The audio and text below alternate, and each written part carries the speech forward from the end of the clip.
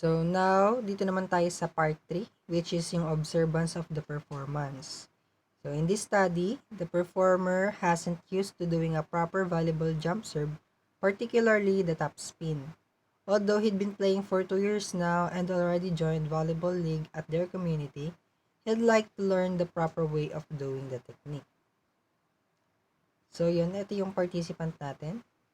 The performer is Aaron E. Magistrado, 22 years old, a sports management student from the Cavite State University main campus.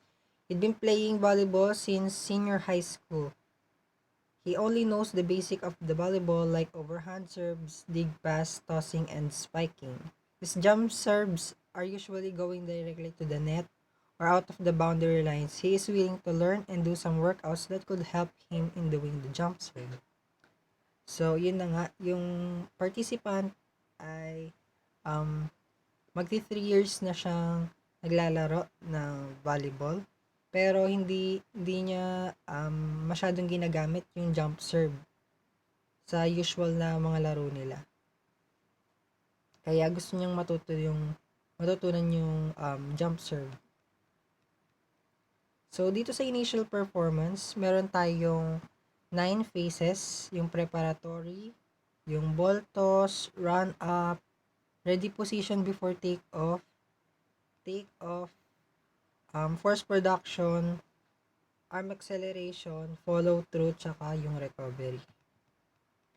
So, dito sa preparatory, ayan yung initial performance niya sa ball toss. Ayan. Then, dito naman yung sa force production, arm acceleration, follow through, and recovery.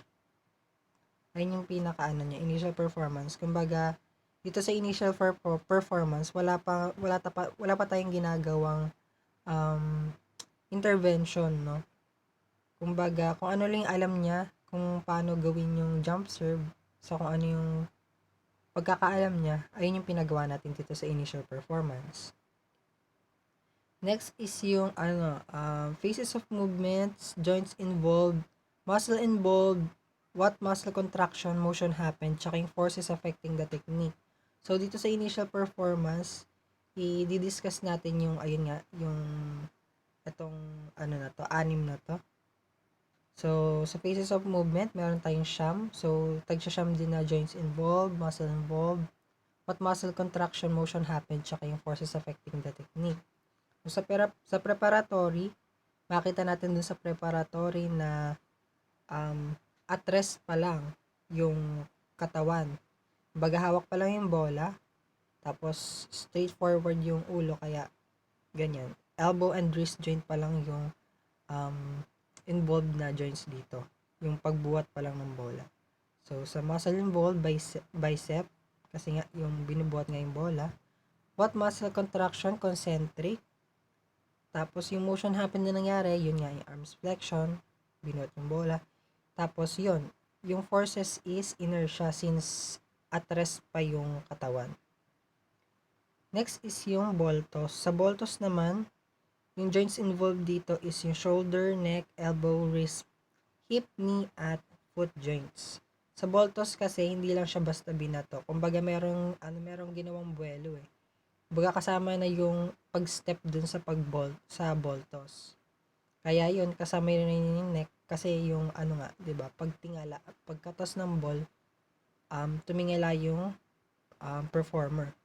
So, sa muscle involved naman, ayun, arm muscle, yung trapezius, yung sa leeg, sa quadriceps, sa pagakbang, hamstring, and gastrocnemius, yung sa binte. Sa muscle contraction naman is concentric, tsaka eccentric, kasi makita natin na toss yung ball, meron nangyaring extension tsaka flexion, kaya concentric at eccentric yung muscle na nangyaring contraction doon sa second phase. Sa motion happened naman, ayun, arm elevation, kasi nga sa pagtoss ng bola, tapos yung head extension sa pagtingala. Forces affecting the technique, first is yung gravity. So against gravity, yung bola, yung air resistance din sa bola din, yung friction sa pagitan ng kamay tsaka bola. Tapos yung internal force, ayun nga yun, yung force na produce ng performer. Next is yung sa third phase, yung approach or run up. Dito yung pagtakbo ng performer dun sa harap ng bola, papunta dun sa bola. So dito ang joint involved is yung hip, knee, tsaka foot joints. Sa muscle naman na na involved is triceps, quadriceps, hamstring at gastrocnemius. So naka-focus tayo dun sa may binte sa pagtakbo. Concentric, yun nga kasi may flexion na nangyari, legs flexion and extension. Yung paghakbang ng kaliwat kanang binte. Linear motion, yung sa forces affecting. So meron nangyaring linear motion, friction, at air resistance sa pagtakbo. Next is yung ready position for take-off. Kumbaga dito sa ready position for take-off, first production siya ng pagtalon. So, wala siyang kinalaman sa pagpalo. So, first production sa pagtalon. So, ano yung mga involved na joints? Meron tayong shoulder joints, hip, knee, foot joints na involved dito sa phase na to. Yung mga yung mga muscle involved, deltoid, quadriceps, gastrocnemius, at abdominal. Tapos yung contraction na nangyari is concentric. Tapos yun nga, yung nangyaring motion is yung arm elevation tsaka yung legs extension. And sa mga forces naman na nakakapekto dun sa ginawang ready position is yung gravity, friction, at internal force. So, dito sa take-off, ito na yung nakatalon na. So, ito yung mga, halos parehas lang to pero ito yung pagkakaiba nila. Yung shoulder, elbow, tsaka yung knee, tsaka yung foot. Although kasama rin pala dito yung hip, no? Tapos next yung sa muscle involved naman, deltoid, triceps, hamstring, tsaka gastrocnemius. Yung muscle contraction, concentric, yung naman dito, motion happened, arm flexion, tsaka legs extension. Kasi nga, tumalon na. So, nag-extend naman yung legs. Sa arm flexion, ayun din. Kasi nga, nagkaroon na ng buwelo. Tapos yung sa force production, gravity, air resistance, internal force. So, air resistance sa pagtalon against gravity naman. Tapos yung internal force na na-produce ng performer. Next is yung arm cocking or force production. Ito na yung force production sa pagpalo. So, makita natin dito yung mga joints involved, shoulder, elbow, knee at back joints. Kasama na dito yung back joints kasi nga lumiyad na ng konti. Kasi nga, kailangan nagkaroon ng force. So, kasama yung katawan sa ginawang initial performance. So, dito naman sa muscle involved, hamstring, deltoid, triceps, latissimus dorsi. Kasama na yung likod. Contraction, concentric, at eccentric. Right arm ang motion na nangyari, right arm lateral flexion o yung pagtaas ng hitting arm. Legs flexion, tsaka yung mid-back extension. Yun yung pagliyad. Sa first production naman, ayan, against gravity ulit, air resistance, tapos internal forces. Arm acceleration or yung mid-air spike, yung pagpalo na talaga sa bola. Ang joints involved, shoulder, elbow, wrist, knee, foot joints. Tapos, dito naman sa muscle involved, deltoid, triceps, quadriceps. Ang nangyari namang contraction, eccentric, kasi nga nag-elongate na ulit yung muscle, no, pagpalo. From flexion to extension. Tapos yun nga, yung nangyaring motion, legs extension, tsaka yung right arm extension. Ayun, ganun pa rin yung nangyaring forces na involve gravity, air resistance, friction ng bola sa kamay, tapos internal force, yung pinakapalo, yung lakas ng braso. Tapos next naman is yung landing o yung follow through, pagkatapos to ng ginawang spike. So, yung pagbaba na to. Yon yung sa joints involved shoulder tsaka elbow joints lang kasi yun lang yung gumagalaw muna sa ere. Tapos, eto naman yung pinaka main na muscle na involved is yung deltoid. Contraction, eccentric pa din. Tapos, right arm extension sa motion happen. Tsaka, ayun nga, gravity na lang yung nangyari na force. Kasi pababa na. Next is yung recovery. Dito sa recovery, yung pagbaba ng performer dun sa lupa. So, knee, foot joints. Yung pinaka, main na joints involved. Tapos, quadriceps, hamstring, gastrocnemius naman yung muscle involved. Tapos, concentric sa pag-flex nung pag-flex ulit, pagbaba nung binti. Tapos, eccentric, pagtayo para sa pag-extend ulit ng binti. So, dito naman sa motion happen, yun nga, legs flexion. Tapos, gravity, yung, pinaka main, yung force na nakapekto dun sa face na to. Tsaka yung resistance from the ground, yung pag-impact, pagbaba. Next is yung where is the force production. So makita natin dito sa force production ay makita siya sa sixth phase. So makita natin sa figure 1 where the performer is on a C-like position or yung hitting arm niya is behind the body, slightly behind the body, then back muscle slightly extended and legs are flexed. So ayun yung pinaka force production niya, yung parang papaluna.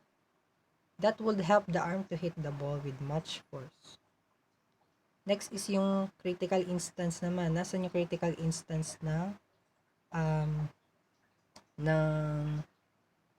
ginawang initial performance? The critical instance is when the hand of the hitting arm touches the ball that causes the ball to go on a topspin-like motion. This could be seen on the 7th phase of the movement. Tapos yun nga, yung nga dito, yung mid-air swing na tinatawag kanina dun sa or yung arm acceleration. Dito ito yung tinatawag na point of no return. So kumbaga, kung paano mo pinalo yung bola, yun na yung magiging direction ng bola. So yan yung figure 1, ito yung tinatawag natin na force production. So makita nyo dun sa figure 1 na ayan parang naka-flex na yung mga katawan ready na sa pagpalo. Kumbaga, kailangan niya ng umugot ng lakas dun sa pagbuwelo na yon para paluin yung bola. Sa figure 2 naman, yung critical instance, ayan, top spin yung ginawang palo ng performer. So, most likely pababa, paparabolic yung yung direction of the ball. So, dito naman sa evaluation, meron tayong comparative diagnosis. So, yung pagkakaiba nung ginawang proper na or yung sa coach na approach na jump serve, yung tsaka yung initial performance ng performer. So, sa preparatory, halos parehas lang kasi nga, yun nga, at rest, madali, parang lang yan. Hindi pa siya nagmamatter. Sa ball toss, ganun din. Halos same lang yung nila, yung posture nila dito. Sa approach, hindi ganun ka, ayan na, parang may pagbabago na. Kasi yung arms nung initial performer is hindi na siya naka-extend. Hindi katulad dun sa ideal performer na naka-extend yung kamay niya sa likod, behind his body. Sa ready position, halos parehas lang din. Ang pagkakaiba yung dahil nga naka-extend kanina sa approach yung kamay ng ideal performer, kaya ganyan yung itsura ng kamay niya. Sa take off naman, ayun, ang pagkakaiba dun sa take off, yung parehas nakalagay sa harapan yung braso nung performer o yung participant.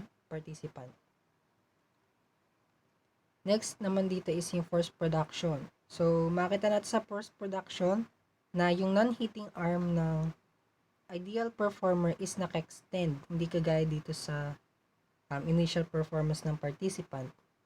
Sa mid-air spike naman or yung arm acceleration, Ayan, halos parehas lang.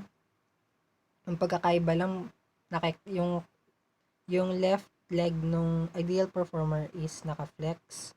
Sa landing or follow through, di naman ito masyado nagmamatter since follow through na lang to. Kung ano yung ginawa mo nung unang mga mula sa um, mula sa run up hanggang dito sa mid-ear spike, kumbaga ano na lang ito yung follow through. Hindi na siya na masyado nagmamatter. Kung ano yung ginawa mo, syempre yun yung mangyayari sa follow through. Ganon din sa recovery. So, ayun lang. So, sa evaluation na nangyari, ito yung mga errors na nakita namin. Una yung sa approach or yung run up. Arms are not extended backwards that could help in generating more force for vertical momentum. Upward arm swing is very important in helping the body to elevate vertically to maximize the ball hitting point in the mid-air that will ensure the ball to pass the net. So, ayun nga yung una naming napansin na error. So, dahil nga dun sa arm swing, masyadong naka-flex na yung arm niya nung participant. Ang nangyari, hindi naging buwelo yung kamay ng participant. So, naging mababa yung pagtalon niya doon.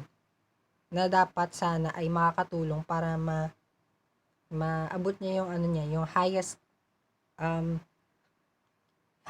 ball hitting point niya para mapasok yung bola dun sa net, which is yung number one na problem nga ng performer natin.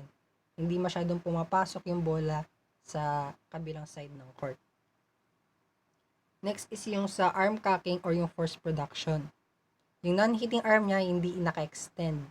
Extending the non-hitting arm into upward direction would help the server to generate more force in hitting the ball harder. So yun, kailangan naka-extend daw yung non-hitting arm para maging malakas yung palo kasi kasama rin yun sa pagbobuelo.